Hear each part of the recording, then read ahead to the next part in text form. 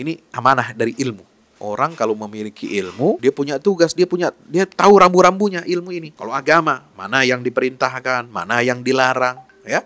Maka dia bertugas, berkewajiban bukan hanya tahu yang halal mana yang haram, bukan hanya tahu. Kalau orang awam biasa, dia tahu belajar tentang agama, mana yang halal, mana yang haram, dia hanya berkewajiban untuk apa? Untuk melaksanakannya. Tahu yang halal, dia laksanakan. Tahu, oh ini haram, berarti dia harus jauhi, dia harus hindarkan, dia harus tinggalkan. Itu sebatas itu kewajiban orang awam. Tapi orang yang berilmu, yang disebut dengan ulama, dia memiliki kewajiban yang lebih dari sekedar melaksanakan. Dia harus menjaga umat ini supaya umat ini bisa diajak kepada perkara-perkara yang baik, yang ma'ruf, dan mereka mencegah umat ini dari perbuatan-perbuatan yang mungkar. Itulah amar ma'ruf dan nahi mungkar. Mengajak kepada kebaikan.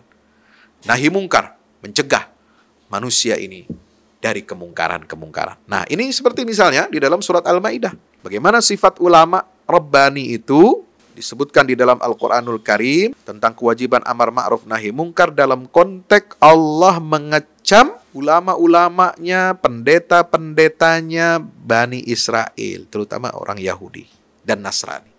Ya, ketika mereka apa? Tidak mencegah umatnya, atau istilahnya kalau kita sekarang itu pendeta itu punya gembala, ya. Tidak mencegah gembalanya itu untuk apa? Berbuat kemungkaran. Maka disinggung keras oleh Allah Subhanahu wa taala.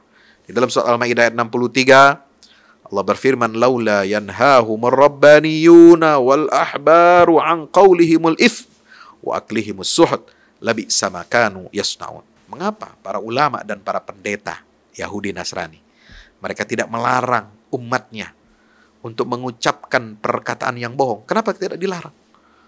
Malah kebohongan merajalela. Maka tugas ulama harus mencegah, melarang, ya, supaya tidak terjadi apa?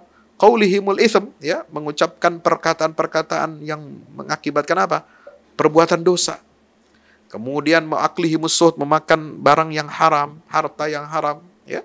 Labi'sa ma kanu yasnaun. Maka Allah menyatakan bahwa jika ulama tidak amar ma'ruf dan nahi mungkar, tidak mencegah umat ini dari berbagai macam kemungkaran, apakah itu kemungkaran akidah, apakah itu kemungkaran akhlak, apa itu kemungkaran dalam ibadah, apa itu kemungkaran dalam kehidupan praktek kita berbangsa dan bernegara, kita tidak memberikan menunaikan tugas kewajiban amar ma'ruf nahi mungkar, maka Allah mencela itu semua. Labi'sa ma kanu yasnaun, sungguh buruklah apa yang telah mereka perbuat. Itu misalnya dalam ilmu dunia, tahu ini hitung-hitungannya tidak benar, ini salah, lalu memanipulasi data, memanipulasi angka, ya, lalu menyampaikan informasi yang menyesatkan, menyampaikan kebijakan yang salah kepada rakyat misalnya, atau kepada atasan, kita berbohong, itu juga celah. Sama, masuk ke dalam kategori ayat yang tadi. Setiap orang yang berilmu, apapun disiplin ilmunya, dia punya tanggung jawab moral.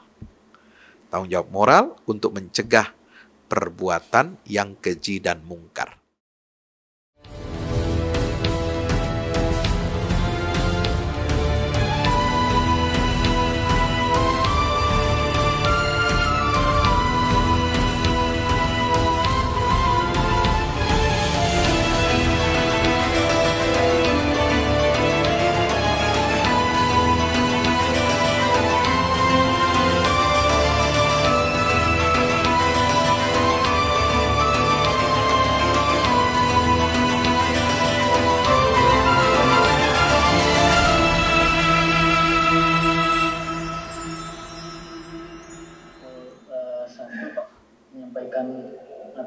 Silakan Pak Ustaz.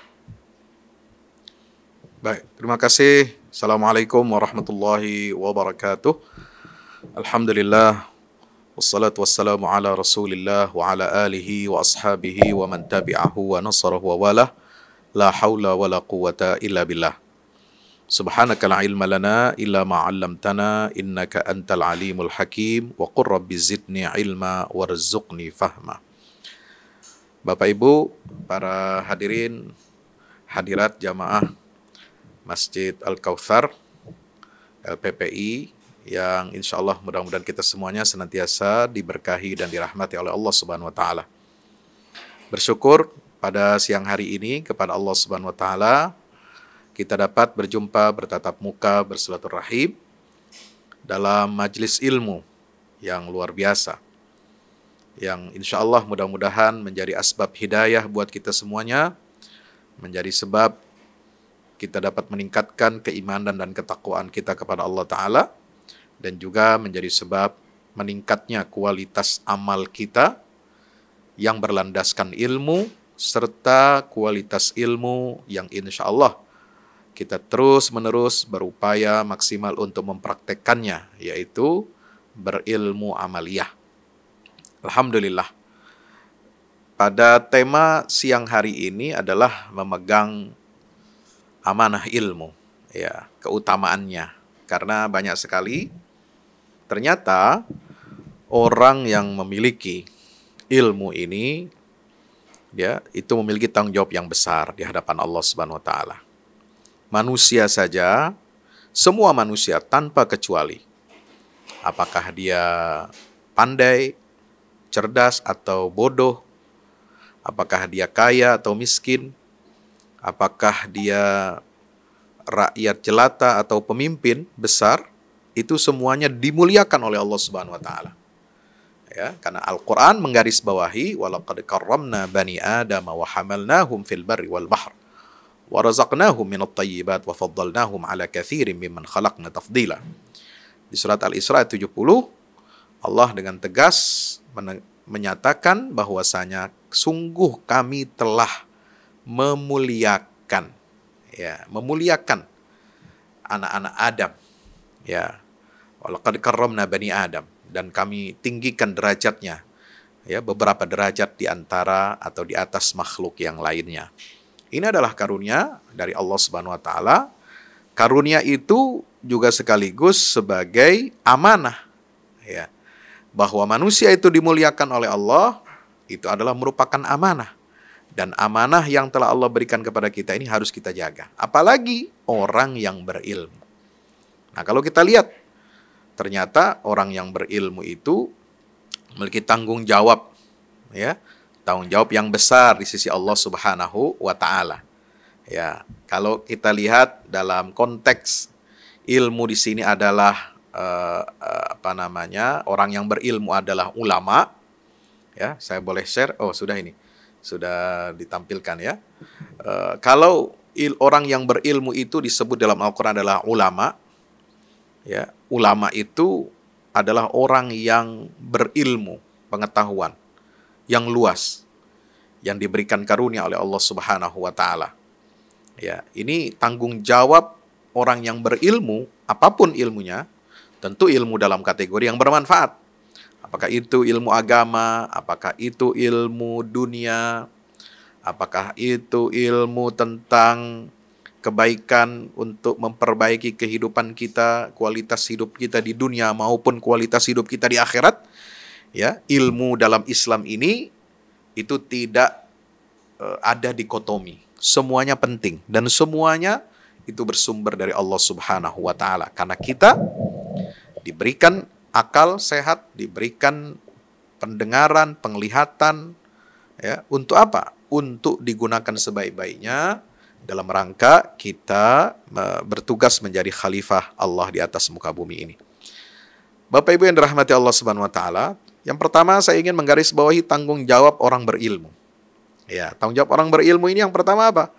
Dia berkewajiban untuk menyampaikan kebenaran. Ya, tidak boleh menutup-nutupi kebenaran. Ya, ketika Allah Subhanahu wa taala menggunakan istilah ulama yang pertama dalam Al-Qur'an, itu disebut di dalam surat Al-Qasas, ya, ayat 197. Di situ disebutkan awalam yakul lahum ayatan ay ya'lamahu ulama'u bani Israil. Ya, apakah tidak cukup menjadi bukti bagi mereka? Ya, bukti bagi siapa? Bukti kebenaran bagi ahlul kitab yang menolak dakwah dan risalahnya Nabi kita Muhammad SAW. Ya, mereka menolak bahwa Muhammad itu adalah Nabi utusan Allah. Mereka menolak Al-Quran itu adalah wahyu terakhir yang Allah turunkan kepada Nabi akhir zaman. Mereka menolak kebenaran risalah Islam Padahal mereka sebenarnya telah mengetahui bahwa Nabi Muhammad itu adalah Nabi yang hak, Rasul yang hak, yang diutus oleh Allah Subhanahu wa Ta'ala. Seperti digambarkan dalam ayat surat Al-Baqarah misalnya, alladzina atainahumul kitaba ya'rifunahu kama ya'rifuna abnahum. Mereka ahlul kitab itu mengenal Nabi Muhammad ya seperti mereka mengenal anak-anak mereka, putra-putra mereka. Ya, mereka tahu dari mana asal usulnya Muhammad itu. Dari keturunan siapa? Siapa bapaknya, siapa ibunya, nasab dari garis ibu, garis bapaknya. Semuanya adalah dari keturunan nasab yang mulia yang bersambung kepada Nabi Ismail alaihi salam, putra dari Nabi Ibrahim alaihi salam. Ya, mereka tahu, tetapi mereka menyembunyikan. Ya, ini menyembunyikan, mereka hasut kepada Rasulullah SAW. Dan mereka ini orang berilmu, karena mereka mendapatkan ilmu dari Allah itu berupa apa? Kitab. Kitab sebelumnya, apakah itu Taurat, apakah itu Injil, ya. Dan kitab-kitab seperti Zabur, itu kan mengandung ilmu. Ya. Di dalam kitab-kitab sebelum itu sudah dijelaskan ciri-ciri Nabi akhir zaman. Ya, siapa dia, di mana dia dilahirkan, apa ciri-cirinya, semua dijelaskan dalam Taurat dan Injil. Tetapi mereka tidak jujur terhadap kebenaran. Mereka menyembunyikan kebenaran itu sehingga dikecam oleh Allah Subhanahu wa Ta'ala di dalam Al-Quran bahwa orang-orang para ulama Bani Israel itu mereka yang sebenarnya mengetahuinya itu ternyata tidak menyampaikan kebenaran Nabi Muhammad SAW, kebenaran Al-Quran ini kepada kaumnya. Bapak Ibu yang dirahmati Allah Subhanahu. Makanya Al-Quran menyatakan awalam yakul lahum ayatan ayya'lamahu ulama'u Bani Israel. Apakah tidak cukup menjadi bukti bagi mereka bahwa para ulama Bani Israel itu mengetahui kebenaran Al-Quran itu? Subhanallah.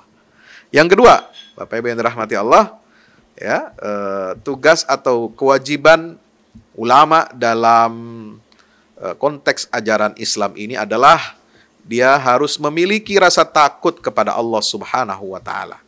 Ya. Ulama itu harus memiliki rasa takut. Ya, rasa takut kepada Allah. Karena semakin orang itu berilmu, apakah ilmu agama, dia tahu ilmu agama. Dia tahu Al-Quran, hadis. Ya, dia tahu janji-janji Allah kepada orang-orang yang beramal saleh. Dia tahu ancaman-ancaman Allah kepada orang-orang yang bermaksiat, orang-orang yang ingkar, orang-orang yang kufur, orang-orang yang tidak amanah, orang-orang yang zalim. Ya, dia tahu ayatnya dan hadisnya, tetapi dia ya tidak memperhatikan itu semua. Berarti dia tidak takut kepada Allah. Ya, apakah itu ilmu dunia? Ilmu dunia ada ilmu tentang ilmu hayat, biologi. Ada ilmu fisika, ada ilmu tata surya, ya, astronomi, ada ilmu geologi, ilmu tentang bumi, ya, ada ilmu macam-macam, ya, luar biasa. Ya, setiap bidang ilmu itu ada spesialisasinya. Semakin orang mendalami, ya, pengetahuannya, ya, yang Allah berikan kepada setiap hamba Allah Subhanahu wa Ta'ala, dia dalami. Dia tahu, dia lihat ayat-ayat Allah Subhanahu wa Ta'ala, itu mestinya semakin menghadirkan rasa takut dia kepada Allah Subhanahu wa Ta'ala. Maka sifat tanggung jawab ulama yang kedua orang yang berilmu adalah, ya, disebutkan di dalam surah Fatir ayat 28. Wa minan nasi wad dawabi wal an'ami mukhtalifun alwanuhu kadzalik innama yakhsyallaha min ibadihil ulama. Innallaha azizun ghafur. Demikian pula di antara manusia, kata Allah. Sebelumnya, ayat 27 kan, berbicara tentang apa? Alam tara annallaha anzala minas sama ma'an. Ya, dan seterusnya. Kemudian Allah turunkan air hujan dari langit. Kemudian menyuburkan tanaman. Kemudian gunung-gunung. Ada yang berkemerah-merahan, warna gunungnya. Ada yang hitam, ada yang putih, dan sebagainya. Wa minal jibali judadun bidu wa humru mukhtar alwanu kadzalik. Ya, nah Bapak Ibu yang dirahmati Allah, maka di ayat ke-28 ini, ya, Allah tunjukkan kebesaran, tanda-tanda kebesarannya. Apakah itu dalam bentuk manusia? Ya, manusia ini diciptakan oleh Allah, ya, dengan organ, dengan saraf-saraf, ya, yang rumit. sekian miliar ya saraf yang ada dalam tubuh manusia. Organ tubuhnya begitu bekerja luar biasa. Satu sama lain terikat, terhubung. Ya, kalau kita perhatikan, wa fi anfusikum afala tubsirun. Ya, harus kita melihat, ya, kita menyadari betapa kebesaran Allah Subhanahu wa taala itu, ayat-ayatnya ada nampak di dalam diri kita masing-masing. Nah, inilah. Belum lagi kita belajar ilmu apa? Psikologi, karena psikologi manusia. Tentang rasa takut, rasa aman, tentang masa depan, ya, tentang kesedihan, tentang kegembiraan dan sebagainya. Ini diungkap semua dalam Al-Quran. Nah, kalau orang-orang hamba-hamba Allah yang berilmu ini, betul-betul dia mendalami ilmunya dan betul-betul niatnya lurus, ya, dia memperhatikan tanda-tanda kebesaran Allah ini di antara manusia atau makhluk yang bergerak, yang bernyawa dan hewan-hewan, ya, itu semua disebutkan, maka Allah mengatakan innama yakhshallahu min ibadil ulama. Kalau ulama itu sudah sampai kepada puncak pengetahuannya, sadar akan betapa lemahnya dirinya dan sadar bahwasanya kalau ada makhluk, ada alam semesta ini termasuk diri manusia itu tidak mungkin dia menciptakan organ tubuhnya sendiri. Tidak mungkin manusia ini menciptakan keperluan hajat hidup dasarnya sendiri. Ya, manusia ini suka apa? Punya kebutuhan dasar apa? Makan. Siapa yang menciptakan makanan? Siapa yang menciptakan tumbuh-tumbuhan? Siapa yang menciptakan biji-bijian? Siapa yang menciptakan iklim? Ya, air hujan turun dari langit yang mengairi. Kemudian perubahan cuaca itu harus disesuaikan dengan kondisi alam negara masing-masing, ya, tumbuh-tumbuhan, kemudian hewan ternak bisa mengeluarkan susu, ya, apakah itu kambing, apakah itu sapi, ya, kemudian dagingnya hewan ternak ini bisa kita makan, ditundukkan oleh Allah Subhanahu wa taala. Ini harus kita melihat bahwa luar biasa, ya, karunia yang telah Allah berikan pada kita, sehingga kita sampai kepada kesimpulan bahwa semua apa yang ada di alam semesta ini, semua bentuk yang wujud ini pasti ada yang mengadakannya. Ya, dialah al-wajibul wujud. Dialah zat yang maha wajib keberadaannya. Dialah yang azal. Dialah yang permulaan, yang tiada ada akhirnya. Itulah Allah Subhanahu wa taala. Maka dia mengalami rasa takut. Dia memiliki rasa takut. Kalau manusia yang berilmu takut kepada Allah Subhanahu wa ta'ala, takutnya itu apa? Diiringi dengan rasa kagum. Ya, kagum dengan kebesaran Allah Subhanahu wa ta'ala. Dengan ayat-ayatnya, tanda-tanda kebesaran. Kagum. Jadi takutnya itu bukan kita takut seperti takut kepada hantu, takut kepada kepada binatang buas. Kalau kita takut kepada makhluk, kita menjauh, lari. Tapi kalau kita takut, orang yang berilmu ini takut kepada Allah, malah justru dia mendekat. Kenapa? Karena dia kagum, karena dia takjub dengan kebesaran dan keagungan Allah Subhanahu wa taala. Itu bedanya rasa takut yang dimiliki oleh orang berilmu, ya, kepada Allah dengan takutnya manusia kepada makhluk atau binatang.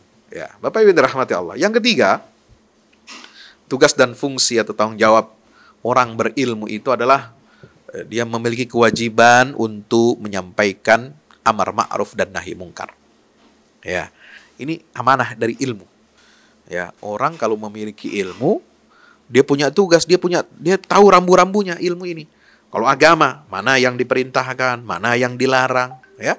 Maka dia berkewajiban bukan hanya tahu yang halal mana yang haram. Bukan hanya tahu. Kalau orang awam biasa, ya, dia tahu belajar tentang agama, mana yang halal, mana yang haram, dia hanya berkewajiban untuk apa? Untuk melaksanakannya. Tahu yang halal, dia laksanakan. Tahu, oh ini haram, berarti dia harus jauhi, dia harus hindarkan, dia harus tinggalkan. Itu sebatas itu kewajiban orang awam. Tapi orang yang berilmu, yang disebut dengan ulama, maka dia memiliki kewajiban yang lebih dari sekedar melaksanakan. Dia harus menjaga umat ini, ya, supaya umat ini bisa diajak kepada perkara-perkara yang baik, yang ma'ruf, dan mereka mencegah umat ini dari perbuatan-perbuatan yang mungkar. Itulah amar ma'ruf dan nahi mungkar, mengajak kepada kebaikan.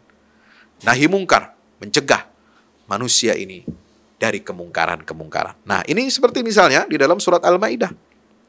Bagaimana sifat ulama Rabbani itu ya disebutkan di dalam Al-Qur'anul Karim tentang kewajiban amar ma'ruf nahi mungkar dalam konteks Allah mengecam ulama-ulamanya, pendeta-pendetanya Bani Israel, terutama orang Yahudi dan Nasrani. Ya, ketika mereka apa? Tidak mencegah umatnya, atau istilahnya kalau kita sekarang itu pendeta itu punya gembala, ya. Tidak mencegah gembalanya itu untuk apa? Berbuat kemungkaran. Maka disinggung keras oleh Allah Subhanahu wa taala. Di dalam surat Al-Maidah ayat 63 Allah berfirman, laula yanhahumur rabbaniyuna wal ahbaru an qaulihimul its wa aklihimus suhud labi'sa ma kanu yasnaun. Ya, mengapa para ulama dan para pendeta Yahudi Nasrani mereka tidak melarang umatnya untuk mengucapkan perkataan yang bohong? Kenapa tidak dilarang? Malah kebohongan merajalela. Maka tugas ulama harus mencegah, melarang, ya, supaya tidak terjadi apa? Qaulihimul itsm, ya, mengucapkan perkataan-perkataan yang mengakibatkan apa? Perbuatan dosa. Kemudian ma'aklihimus suhud, memakan barang yang haram, harta yang haram, ya. Labi'sa ma kanu yasnaun. Maka Allah menyatakan bahwa jika ulama tidak amar ma'ruf dan nahi mungkar, tidak mencegah umat ini dari berbagai macam kemungkaran, apakah itu kemungkaran akidah, apakah itu kemungkaran akhlak, apakah itu kemungkaran dalam ibadah, apa itu kemungkaran dalam kehidupan praktek kita berbangsa dan bernegara, kita tidak memberikan menunaikan tugas kewajiban amar ma'ruf nahi mungkar, maka Allah mencela itu semua. Labi sama kanu yasnaun, sungguh buruklah apa yang telah mereka perbuat itu. Nah, termasuk ilmu dalam misalnya dalam ilmu dunia, tahu ini hitung-hitungannya tidak benar. Ini salah, lalu memanipulasi data, memanipulasi angka, ya, lalu menyampaikan informasi yang menyesatkan, menyampaikan kebijakan yang salah kepada rakyat misalnya, atau kepada atasan, kita berbohong, ya, itu juga celah, sama masuk ke dalam kategori ayat yang tadi. Ya, setiap orang yang berilmu, apapun disiplin ilmunya, dia punya tanggung jawab moral. Tanggung jawab moral untuk mencegah perbuatan yang keji dan mungkar dalam bidang disiplin ilmunya masing-masing. Insinyur, ya, teknik sipil, nggak boleh dia main-main dengan hitungan-hitungan yang rumit, yang detail untuk membangun kerangka bangunan atau infrastruktur. Strukturnya itu nggak boleh diotak-atik, ya, nggak boleh dipermainkan. Kalau itu terjadi, bahaya. Ahli klimatologi, ya, ahli iklim, ahli perubahan cuaca, ya, climate change, dia tidak boleh menyampaikan informasi yang keliru. Ya, apa yang menyebabkan terjadinya bencana alam ini, meskipun semua itu telah ditetapkan oleh Allah, ditakdirkan oleh Allah, tetapi ada Allah berikan rambu-rambunya, panduan-panduannya. Kenapa terjadi bencana? Ma asabai musibatin fabima kasabat aidikum. Al-Quran menekankan kalau terjadi musibah, ya, yang menimpa kalian, maka itu terjadi karena apa yang kalian lakukan. Itu disebabkan ulah tangan kalian sendiri. Itu Al-Quran mengatakan demikian dalam surat Asy-Syura. Fabima kasabat aidikum. Ya, pernah juga dulu misalnya Nabi SAW ditanya oleh kaum muslimin ketika kalah mereka dalam perang Uhud. Apa yang menyebabkan kami ini kalah? Ya, apa yang menyebabkan kami ini kalah? Ya, bagus sih kalau orang tahu ada kelemahan, ada kekalahan, lalu dia bertanya. Bertanyanya itu adalah dalam rangka untuk introspeksi. Ini bagus. Itu direkam dalam Al-Quran surat Al-Imran 165. Ya, awalamma asabatkum musibatun qad asabtum mithlaiha qultum anna hadha qul huwa min indi anfusikum, kata Allah Ta'ala. Apa yang menyebabkan kita ini kalah, ya Arab? Wahai Rasulullah, dari mana kekalahan ini? Apa sumbernya? Ya, maka Allah menjawab, qul huwa min indi anfusikum. Itu semua kekalahan yang kalian derita, itu adalah sebabnya dari mental kamu sendiri. Dari penyakit-penyakit yang ada bersarang di dalam jiwa kalian sendiri. Apa masalahnya? Ada dua waktu itu. Ya, silau kepada dunia, ya itu dibuat oleh setan itu apa? Terperosok ya kakinya atau hatinya tidak kuat melihat harta rampasan perang. Ya, ingin segera padahal perang belum selesai, tapi sudah keburu ingin apa? Mengambil harta rampasan perang. Kemudian yang kedua, karena tidak taat kepada perintah Rasulullah untuk tidak turun dari bukit pemanah ya atau Jabal Rumat, ya mereka meninggalkan posisi pemanahnya pasukan panah ini yang ada di atas bukit itu lalu kemudian turun. Nah, ini yang inilah yang menyebabkan kekalahan. Maka kita harus introspeksi. Nah, orang beriman itu dia harus apa? Dia harus menyadari itu semua. Ya, dia harus introspeksi dirinya. Dia harus cegah umat ini dari berbagai macam kemungkaran, termasuk kemungkaran diri. Ya, jangan suka nunjuk orang lain, jangan suka nunjuk pihak lain yang bersalah, yang harus tanggung jawab salah, tapi kita juga harus melihat diri kita. Ya, kita harus introspeksi diri kita ini, jangan-jangan juga kita ikut menyumbang, ya, berkontribusi terhadap adanya musibah-musibah yang terjadi saat ini. Nah, sekarang kan kejahatan itu atau kriminal itu bukan hanya dilakukan oleh orang yang bodoh, Pak. Betul ya? Bukan hanya dilakukan oleh orang yang berpendidikan rendah atau dari kalangan ekonomi miskin ke bawah. Ya, di bawah garis kemiskinan, tapi justru kebanyakan kriminal itu terjadi saat ini justru di kalangan masyarakat elit. Ya, kejahatan kerah putih. Ya, kejahatan yang dilakukan oleh orang-orang yang berpangkat, yang memiliki jabatan tinggi. Ya, bahkan ya kita lihat sekarang, kita saksikan bagaimana proses sekarang ini menuju peradilan ini, ya, runtuhnya moral, ya, di tengah-tengah institusi aparat penegak hukum kita. Ya, ini yang menjadi pertaruhan bagi kita. Bagaimana orang berpendidikan, orang berpangkat tinggi, orang yang sudah berkecukupan ternyata bisa melakukan berbagai macam aneka kejahatan. Tidak cukup kejahatannya satu, tapi bisa merembet kepada bentuk-bentuk kejahatan yang lain. Nauzubillah, tsumma nauzubillah min zalik. Maka di sini pentingnya orang berilmu itu amar ma'ruf nahi mungkar. Kalau orang bodoh ya melakukan kemungkaran, dia mungkin ada alasannya. Walaupun itu tidak dibenarkan. Tapi kalau orang berilmu dia melakukan kemungkaran, nauzubillah min zalik, dia dosanya dilipat gandakan oleh Allah Subhanahu wa taala. Maka itu di ayat 79, kalau tadi ayat 63 ya, surat Al-Maidah di ayat 79 diingatkan lagi, kanu la yatanahawna 'an munkarin fa'alu labi'sa ma kanu yaf'alun. Mereka ini ulama-ulama, pendeta-pendeta Yahudi Nasrani tidak saling mencegah perbuatan yang mungkar yang selalu mereka perbuat. Sungguh sangat buruk apa yang mereka perbuat itu. Nah itu. Ini juga bukan hanya berlaku kepada orang-orang ahli ilmu di kalangan Yahudi Nasrani, tapi ini juga kecaman itu juga berlaku untuk ulama-ulama, orang-orang yang ahli ilmu dalam Islam. Itulah yang disampaikan oleh Sayyidina Abdullah bin Abbas, ya, sahabat Rasulullah SAW dalam tafsirnya. Nah, apalagi di dalam surat Al-A'raf ayat 164 itu diingatkan, wa idz qalat ummatun minhum lima ta'izuna qauman illahu muhlikum aw mu'adzibum 'adzaban syadida qalu ma'dziratan ila rabbikum wa la'allahum yattaqun. Ingatlah ketika suatu umat di antara mereka itu berkata, mengapa kamu menasihati kaum yang akan dibinasakan oleh Allah Subhanahu wa taala dengan siksa atau azab yang sangat keras? Ngapain capek-capek menasehati? Ngapain capek-capek amar ma'ruf nahi mungkar? Kira-kira begitu. Ya, bahasa sederhananya. Lima ta'izuna qauman illa muhlikum aw mu'adzibum 'adzaban syadida. Mereka tahu akan binasa juga, mereka tahu akan mendapatkan siksa yang berat, yang keras dari Allah.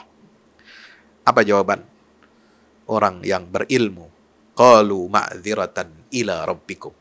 Ini adalah bentuk ya pertanggungjawaban kami sebagai ulama, sebagai orang-orang saleh, agar kami punya alasan untuk lepas tanggung jawab nanti di hadapan Allah Subhanahu wa taala di yaumil qiyamah.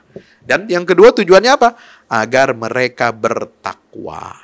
Wala'allahum yattaqun. Ya, jadi ini tujuannya. Jadi bagaimana membawa umat ini kepada ketakwaan, dan orang yang berilmu itu dia bisa memiliki alasan atau hujah yang tepat di hadapan Allah, supaya nanti kalau ditanya, kamu ulama ahli agama, kamu ulama ekonomi, kamu ulama sosial, kamu ulama politik, kamu ulama psikologi, kamu ulama sains, ya, kamu ulama bidang pendidikan anak, dan lain sebagainya. Banyak sekali ulama. Jenis kategorinya, ilmu dunia maupun ilmu agama. Kenapa kalian dulu tidak mengamalkan ilmu kamu? Kenapa kalian dulu tidak mencegah umat kamu, tidak mencegah rakyat kamu, tidak mencegah orang-orang di sekeliling kamu, bahkan tidak mencegah pemimpin-pemimpin kalian di dunia ini, ya, dari perbuatan yang mungkar? Padahal kalian tahu ilmunya, ya, kalian tahu dasar-dasarnya. Maka ini nanti akan minta jawaban di hadapan Allah Subhanahu wa taala. Baik, rahmati Allah. Yang keempat, tugas tanggung jawab ulama ini dalam menjaga amanah ilmu adalah dia wajib mentabligh risalah, menyampaikan risalah dari Allah. Soal nanti apakah risalahnya itu diterima, diimani oleh orang atau tidak, itu bukan tanggung jawab dia. Tanggung jawab orang berilmu adalah menyampaikan. Ya, ahli ekonomi harus jujur dengan hitungannya, dengan integritasnya, dengan kredibilitas ilmunya. Ahli sosial, ahli ilmu politik, ahli kriminologi, ahli hukum, ya, apakah dia hakim, apakah dia jaksa, apakah dia aparat penegak hukum, dia harus jujur, tegak lurus di atas konstitusi, di atas undang-undang, apakah itu undang-undang dasar atau undang-undang yang merupakan turunan dari undang-undang dasar itu, ya, termasuk kitab undang-undang. Kalau dalam hukum itu hukum pidana, ya, pemimpin, presiden, wali kota, camat, gubernur, itu menteri, semua juga harus tegak lurus di atas konstitusi, ya, harus ikut apa kata konstitusi. Tidak boleh dia bermanuver, tidak boleh dia mengkhianati, ya, apa yang sudah dicantumkan atau termaktub dalam konstitusi negara kita. Nah, inilah tugas tanggung jawab ulama, yaitu apa? Menyampaikan risalah. Ya, tidak takut kepada siapapun kecuali hanya kepada Allah. Apa dalilnya? Surat Al-Ahzab 39. Alladzina yuballighuna risalatillah. Orang-orang yang senantiasa menyampaikan risalah-risalah dari Allah. Pesan-pesan, message from the God. Message dari Allah Subhanahu wa taala. Pesan-pesan Allah itu adalah risalah yang harus kita sampaikan. Ya, wa yakhshawnahu. Tidak cukup hanya mentabligh, tapi dia hanya takut kepada Allah. Wala yakhshawna ahadan illallah. Dan dia tidak takut kepada siapapun, seorang pun, kecuali hanya kepada Allah Subhanahu wa ta'ala. Wa kafa billahi hasiba. Karena orang alim, orang berilmu, dia hanya takut dan tunduk kepada Allah. Cukuplah Allah sebagai pembuat perhitungan. Yang kelima, tugas tanggung jawab amanah dalam bagi orang yang berilmu ini adalah di tengah-tengah umat Islam ini adalah wajib mempersatukan umat Islam. Ya, jangan orang berilmu malah memecah belah.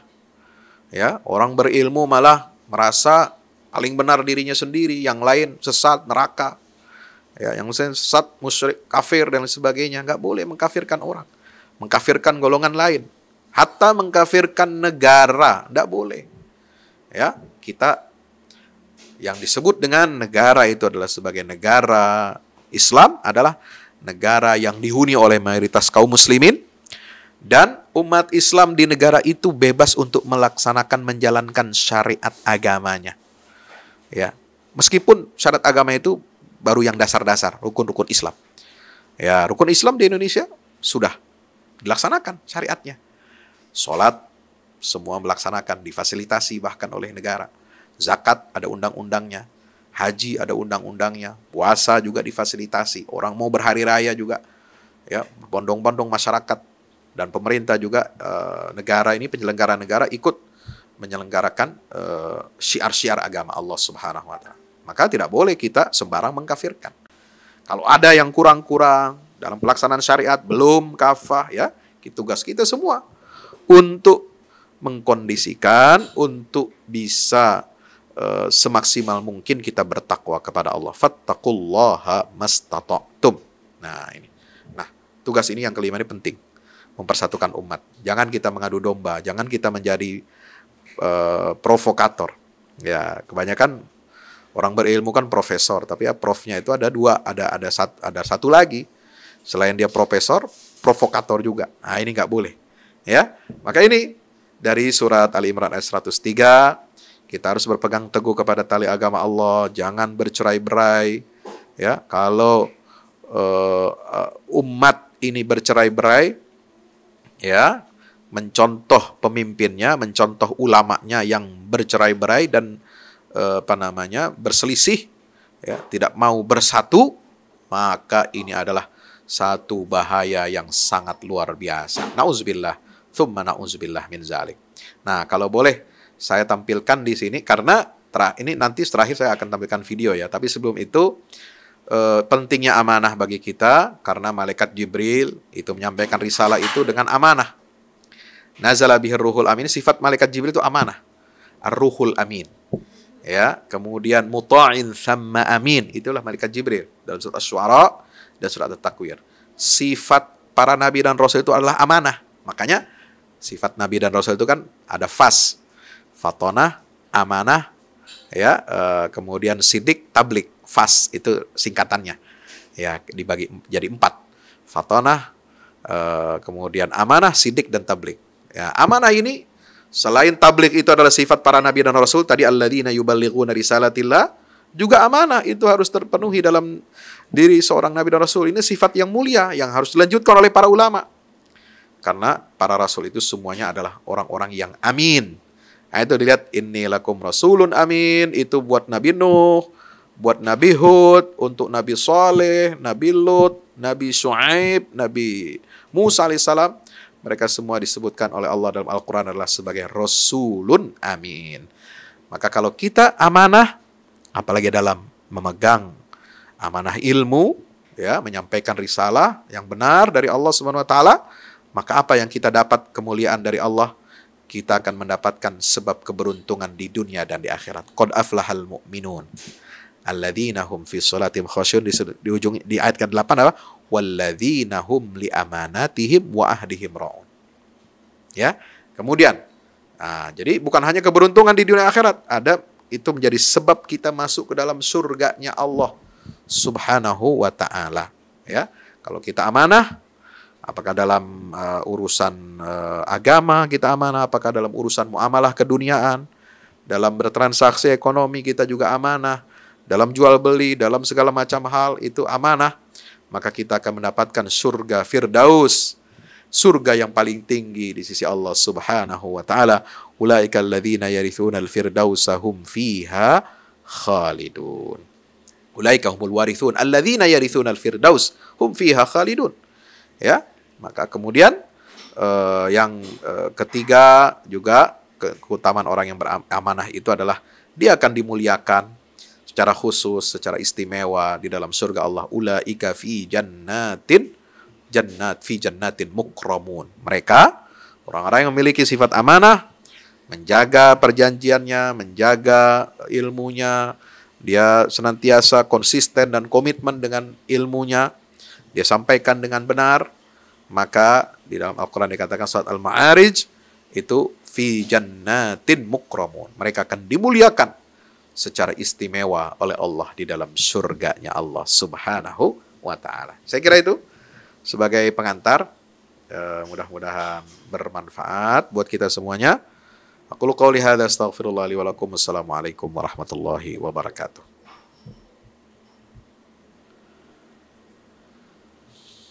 Waalaikumsalam warahmatullahi wabarakatuh. Terima kasih Pak Ustadz Musalim atas perkenanannya dalam memberikan materi kajian pada siang hari ini. Baik Bapak Ibu sekalian, untuk sesi tanya jawab kami buka untuk 4 penanya terlebih dahulu. Silakan Bapak Ibu sekalian, tidak ada hal yang ditanyakan bisa interupsi saja atau menuliskannya di kolom chat.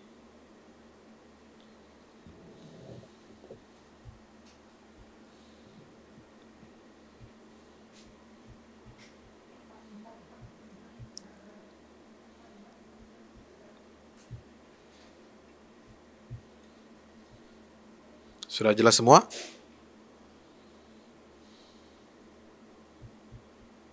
Izin Pak Ustaz. Ya, Mungkin silakan.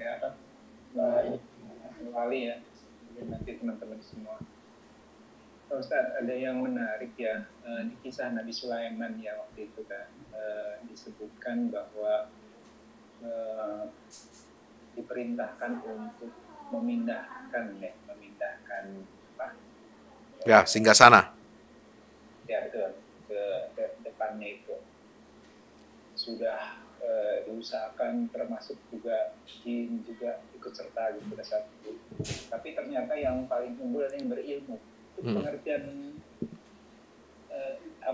pengertian langsung seperti apa nih maksud dengan yang berilmu, malah dalam sekedap matanya sudah bisa langsung pindah gitu. Mantap dari satu baki seperti apa seperti itu. Gimana itu Pak Ustaz penjelasannya ya? Apakah dalam masa kini itu ada seperti pengertian ilmu seperti itu kira-kira? Terima kasih Pak Ustaz. Assalamualaikum warahmatullahi wabarakatuh. Waalaikumsalam warahmatullahi wabarakatuh. Jadi masa Nabi Sulaiman ini adalah salah satu masa tamkin ya, kejayaan Islam ya sebelum Nabi kita Muhammad SAW diutus. Kejayaan itu ditampakkan atau ditampilkan oleh Allah dalam bentuk keunggulan ilmu pengetahuan. Ya, selain keunggulan militer, ya juga keunggulan sains. Ya, keunggulan militernya itu disebutkan di dalam surah An-Naml bahwa 3 angkatan militer Nabi Sulaiman itu tentaranya itu adalah terdiri dari 3 angkatan. Ya, matra kekuatan, ada jin, manusia dan burung. Wa husyira li Sulaimana junuduhu minal jinni wal insi wat thair fahum yuzaun. Ya, yang kedua dari segi penguasaan bahasa. Ya, Nabi Sulaiman ini mengenal, mengerti dan paham bahasa binatang. Sehingga ketika ada waqalat namlatun ya ayyuhan namlu dukhulu masakinakum la yahtimannakum Sulaiman wa junuduhu wa hum la yash'urun fatabassama dhahika min qawliha. Ya, ketika ratu semut berkata kepada rakyatnya, tentara-tentara semut yang sedang sibuk ya berlalu lalang mungkin mengambil makanan atau sedang menggotong royong untuk membangun sesuatu, itu takut diinjak oleh tentara Sulaiman, maka diperintahkan untuk masuk ke sarangnya masing-masing. Dan itu didengar, diketahui dan dipahami oleh Nabi Sulaiman. Maka beliau tersenyum, fatabassama dhahika min qawliha. Subhanallah. Kemudian beliau juga bisa merintahkan angin, bisa merintahkan makhluk-makhluk ya gaib untuk bisa membangun ya sarana-sarana infrastruktur. Itu disebutkan dalam surat Shad kalau tidak salah. Nah, satu hal yang tadi disebutkan itu ada dalam konteks ketika Nabi Sulaiman ingin show off kepada Ratu Saba. Ya, Ratu Saba ini negeri dia yang memerintah atau yang berkuasa di negeri yang kaya raya, makmur, di negeri Yaman. Jadi dulu Timur Tengah itu Bapak Ibu, itu dulu kawasan yang sangat subur, hijau, seperti Zamrud Khatulistiwa di Nusantara.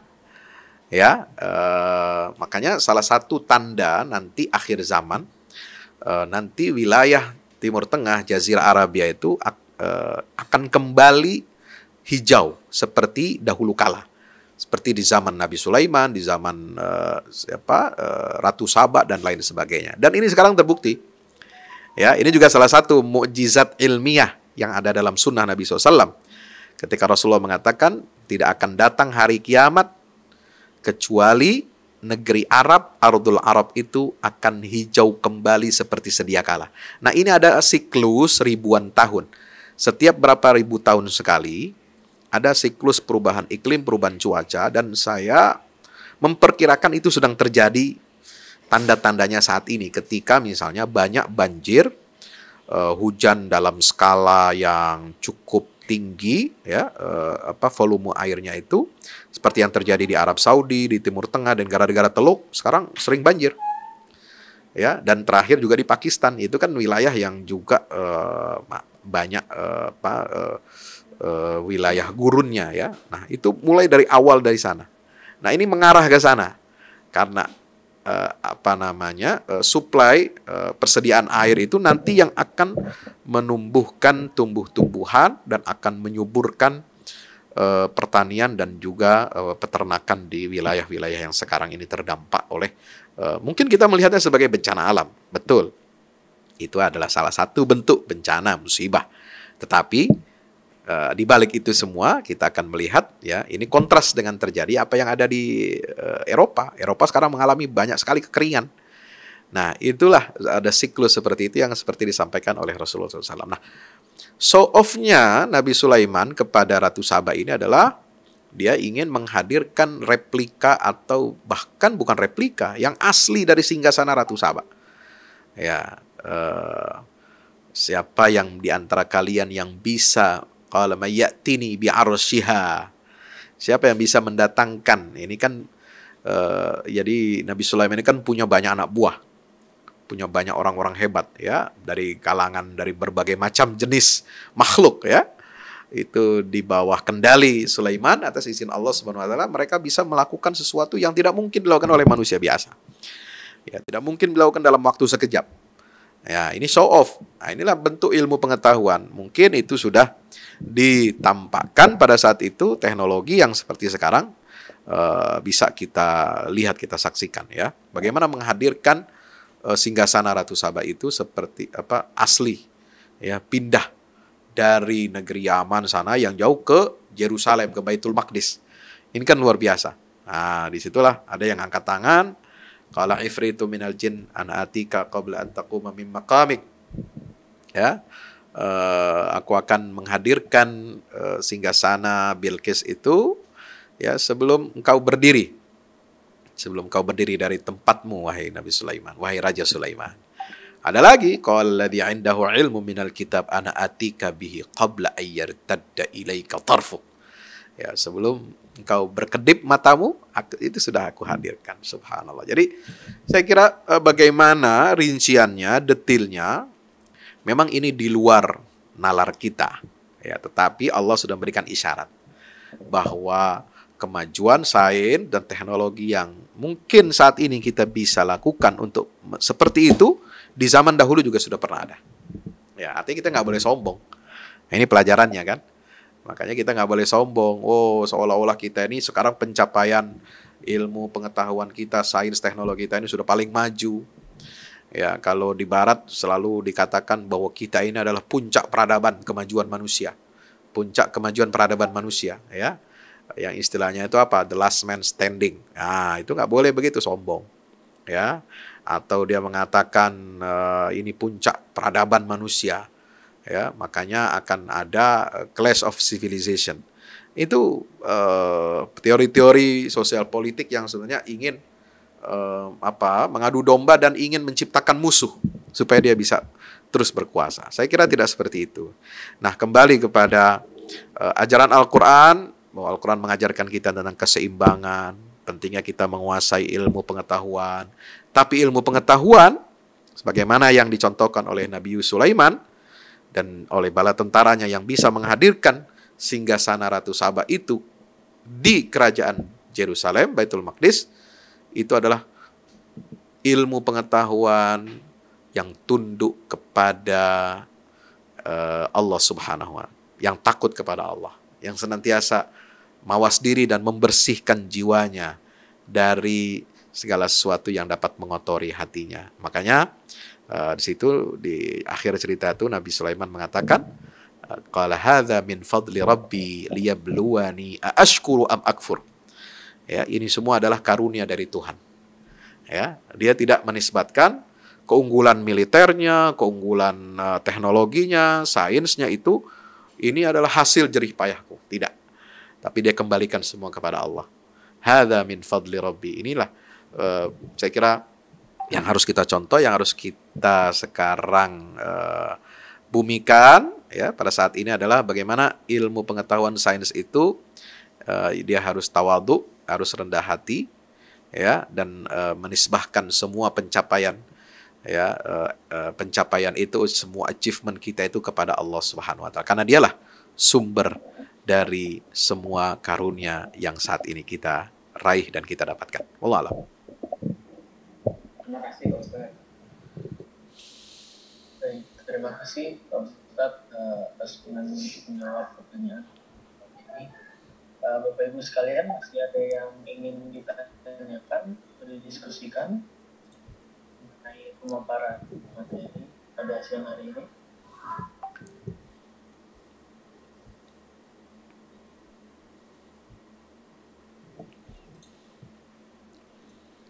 Sepertinya kita ini kan Pak, izin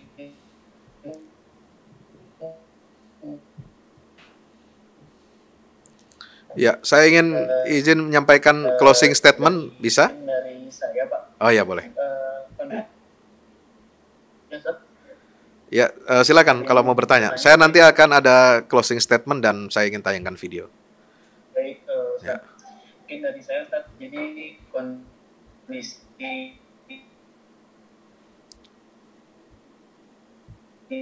di saat ini kita benar saja bisa terkena kasus Ustaz. Dari sini kan tadi bahkan di kalangan elit politik ya, di sana ombaknya begitu deras kita masuk gitu Ustaz. Nah, bagaimana kita menyikapi dan menyesuaikannya dari segi syariat Islam Ustaz? Ya, dalam setiap posisi dan kedudukan yang kita capai, kita raih, pasti di posisi itu pasti ada tantangan-tantangannya, ya. Ada tantangan baik itu lingkungan yang tidak bersih atau budaya yang saya kira ini juga membuat masyarakat atau orang yang berilmu itu tidak nyaman ya. Seperti misalnya budaya feodalisme ya, masih ada misalnya. Kemudian budaya yang tidak ilmiah di tengah masyarakat kan masih ada. Walaupun sudah pemerintah berikan BPJS ya, sudah fasilitas rumah sakit diperbaiki, tapi masih banyak juga masyarakat yang kalau sakit pergi ke dukun gitu ya, kemudian percaya kepada dukun, minta ini, minta itu dan sebagainya. Nah, ini kan juga menunjukkan dekadensi ya, penurunan, tidak mencirikan bahwa masyarakat itu tidak ilmiah ya, tidak ilmiah. Nah, kalau tidak ilmiah, tidak berdasarkan scientific ya, maka ini akan menyebabkan terjadinya apa? Penipuan-penipuan. Ya, kebohongan-kebohongan. Nah, itu bahaya. Itu tantangannya. Ya, belum lagi misalnya kalau lingkungan kita rusak, ini apa? Ininya kerusakan ini berjamaah. Wah, itu sudah tahu sama tahu lah, kira-kira begitu. Kalau bahasa gelodoknya itu udah kita cincai aja, cincai. Ya, bukan cincau ya. Kalau cincau enak kita makan, dingin-dingin. Tapi ini cincai, kita tahu sama tahu. Ya, kita selesaikan semua urusan di bawah meja. Ini kan berbahaya sekali. Nah, bagaimana kedudukan seharusnya sikap seorang muslim yang berilmu? Nah, pertama dia harus ingat bahwa tanggung jawab dia di hadapan Allah itu sangat besar. Ya, ilmu yang dia miliki, kedudukan yang dia dapatkan, yang sedang dia emban itu adalah amanah, titipan dari Allah. Nah, amanah kalau kita dapat tidak boleh kita khianati. Makanya Allah melarang orang beriman, ya ayyuhalladzina amanu la takhunullaha war rasula wa takhunu amanatikum wa antum ta'lamun. Wahai orang-orang yang beriman, jangan kamu mengkhianati Allah. Ya, Allah sudah kasih kita amanah. Amanah apa? Tubuh kita, pemberian Allah, harus kita jaga dengan baik. Ilmu yang kita punya, kita miliki, harus kita amalkan dengan sebaik-baiknya. Ya, dengan tanggung jawab sosial, tanggung jawab moral dan komitmen yang tinggi. Nah, ini cara kita untuk tidak berkhianat kepada Allah itu seperti itu. Dan jangan kamu mengkhianati Rasul. Kalau kita mengkhianati umat Nabi Muhammad SAW, berarti kita telah mengkhianati Rasulullah SAW. Ya, kita telah berbuat curang terhadap umat Rasulullah SAW. Dan jangan kamu mengkhianati amanat-amanat yang telah diberikan kepada kalian, kata Allah dalam Al-Quran. Jadi memang harus kita ini di dalam lingkungan kerja, di lingkungan birokrasi, di lingkungan bahkan dalam level apapun itu harus kita memperkuat keimanan. Harus sering bertemu dengan orang-orang saleh, ya, mujalasatus salihin. Harus sering saling menasehati dalam kesabaran dan kebenaran. Tawassaw bil haq wa tawassaw bis sabr. Nah, ini supaya apa? Komitmen kita ya tetap kuat, ya. Kemudian jiwa kita juga siap untuk menghadapi berbagai macam tantangan dan apa yang dapat menghambat atau menghalangi kita untuk kita bersikap amanah di tempat kerja kita masing-masing. Nah, yang ketiga adalah perbaiki umat, ya, dan perbaiki negara. Ya, tidak cukup hanya kita yang saleh, yang baik, tapi kita harus melakukan perbaikan struktural. Ya, caranya bagaimana? Ya, orang-orang yang tidak baik itu bisa meraih kekuasaan, bisa mengatur, mengendalikan ini itu. Kenapa? Karena kita memberikan kesempatan kepada mereka. Kita salah memilih. Maka jangan salah dalam memilih siapa pemimpin, siapa yang akan menjadi wakil rakyat kita. Nah, saya kira ini sangat penting edukasi seperti ini. Kita harus amanah.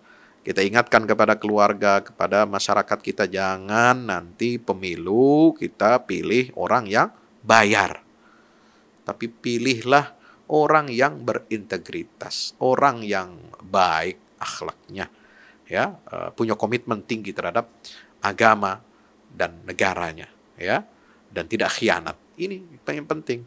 Nah, kalau kita soleh sendiri tapi lingkungan sosial, kemudian sistem kita dalam itu menentukan birokrasi, karena ada istilah pepatah itu kan, ikan itu busuk dari mana? Dari kepalanya. Ya. Jadi birokrasi, jajaran aparatur negara, apakah sipil, apakah militer, dia akan busuk, rusak. Itu dimulai dari kepalanya. Nah, ini seperti yang kita saksikan sekarang ini. Maka itu kita harus benar-benar menempatkan orang yang tepat di posisi yang tepat. The right man on the right place. Ya, dan itu tidak bisa tidak. Harus memiliki kesadaran, memiliki tanggung jawab, dan memiliki tingkat literasi yang cukup untuk menyelamatkan rakyat dan bangsa kita ini. Wallahu a'lam bishawab. Terima kasih atas untuk menjawabnya. Baik Bapak Ibu sekalian, pertanyaan tadi sekaligus untuk menutup acara pada hari ini. Mungkin tadi misalnya ada closing remark ya sekalian Pak Ustadz, nanti untuk perkenalannya baca doa untuk Ustadz. Baik, closing statement atau kesimpulan dari kami adalah ada dua penyakit utama, ya, yang dapat menghancurkan integritas amanah seseorang dalam semua tingkatan. Yaitu disebutkan dalam Al-Quran, itu adalah sifat zalim dan jahil. Ya, kenapa manusia disebutkan dia berani menerima amanah? Innahu kana zaluman jahula. Padahal dia itu cenderung untuk berbuat zalim dan cenderung untuk berbuat jahil. Nah, kezaliman itu berkaitan dengan keimanan. Artinya semakin imannya dia benar, lurus dan bersih dari segala macam penyimpangan, dia tidak akan mendekati perbuatan yang zalim. Ya, maka itulah dibuktikan di dalam Al-Quran mengatakan alladzina amanu wa lam yalbisu imanahum bizulmin. Orang yang imannya benar, dia tidak akan mencampur imannya dengan kezaliman. Kezaliman terbesar adalah syirik. Lalu kemudian sampai yang terkecil, terkecil, mulai dari yang besar sampai yang paling kecil. Itu kezaliman dalam hukum, kezaliman dalam menegakkan hukum, kezaliman dalam kebijakan, dalam kebijakan-kebijakan sosial, itu kezaliman. Makanya orang beriman tidak akan dia berbuat zalim. Yang kedua, jahil. Jahil itu ya adalah sifat yang harus dijauhi. Karena bagi orang yang bertakwa kepada Allah, dia harus menjauhkan dirinya dari sifat kejahilan.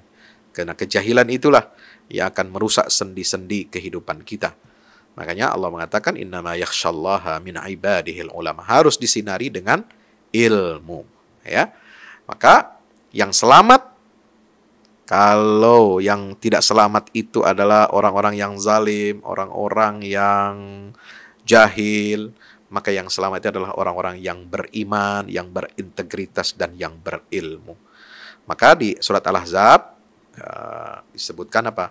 Liyu'adziballahul munafiqin wal munafiqat wal musyrikin wal musyrikat wa yatuballahu 'alal mu'minin wal mu'minat wa kana Allahu ghafuran rahima.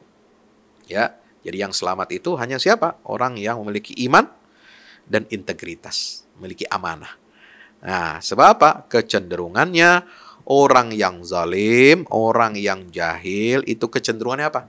Dia berbuat khianat, dia berbuat munafik, dan dia suka menyekutukan Allah Subhanahu wa taala. Maka itu mereka tidak akan selamat dan akan mendapatkan siksa dari Allah di yaumil qiyamah. Demikian wallahu a'lam bishawab yang dapat saya sampaikan. Dan sebelum ditutup, saya akan menyampaikan sedikit informasi ya. Barangkali berguna, bermanfaat buat Bapak Ibu semuanya. Ini karya terbaru saya. Nanti barang siapa barangkali bisa memperkaya ya wawasan dan khazanah keilmuan kita, karena ini komunitas orang-orang berilmu ya dalam memperkuat literasi kita. Serangkaian buku karya Ustadz ya.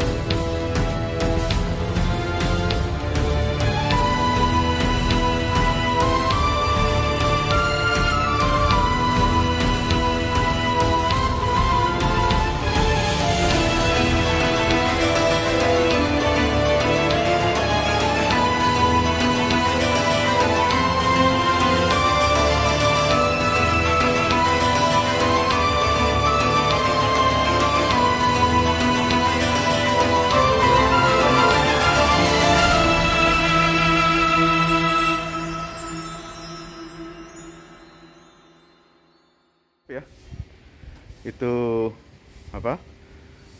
tangga buat ke bawah. Yang ini di atas buat toren 2 biji. Ini semua udah dikeliling tembok.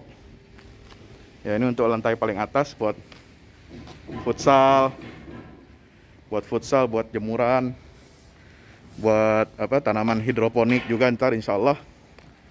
Ya, terus support ya teman-teman. Alhamdulillah terus selesai pengecorannya semuanya. Ya, ini progres kita terbaru. Dan jadi buat olahraga, buat utilities ya, multiguna. Nah, kita turun sini semua. Ini lantai 3. Ini untuk asrama ya, untuk kamar-kamar, dan nah di situ musola. Nanti di situ musola ya. Ini kamar-kamar dan musola buat santri-santri tahfiz kita insya Allah.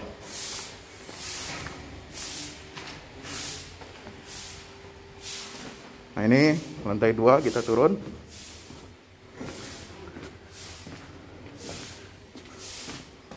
Ini untuk kelas-kelas ya. Kelas-kelas tahfidz, kelas-kelas tadabbur. Insya Allah semua udah jadi. Alhamdulillah, ke dukungan antum semua. Nah, tinggal ke bawah, di sini buat aula. Aula semua di sini ya. Mohon doanya terus. Mudah-mudahan berkah. Mudah-mudahan cepat jadi finishing. Kira-kira finishingnya ini butuh 1,5 M lagi, ya. Mudah-mudahan. Al-Fatihah. Al-Fahmu Institute mempersembahkan serangkaian buku karya Ustadz Fahmi Salim LCMA. Buku pesan-pesan tauhid untuk negeri di masa pandemi. Buku mutiara ilmu-ilmu Al-Quran. Ada diskon 20% untuk buku tafsir sesat 58 esai kritis wacana Islam di Indonesia dan buku kritik terhadap studi Al-Quran kaum liberal. Anda dapat memesannya melalui layanan WhatsApp di nomor 0877 063 7192 dengan format pemesanan ketik nama, alamat lengkap, nomor handphone, dan jumlah buku yang diorder. Ongkos kirim di luar harga buku dan menyesuaikan wilayah dengan paket standar. Lampirkan juga bukti transfer Anda ke rekening BNI Syariah di 0631 748573. Tunggu apa lagi? Pesan sekarang.